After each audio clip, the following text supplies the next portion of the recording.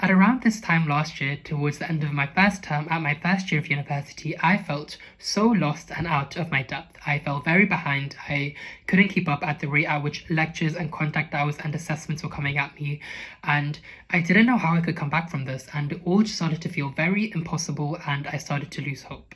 But one thing that I learned from the Mel Robbins podcast that completely changed my perspective on this and first year as a whole and gave me hope was this. Honestly, sometimes it takes a year. Sometimes it takes a year of just showing up and trying your best to improve one small step at a time before you find your feet and have some idea of what you are doing. Sometimes it may take less than a year, and it has taken less than a year for me in different parts of my life, but sometimes it takes a year, and sometimes it takes more than a year, and it definitely has been taking more than a year for me.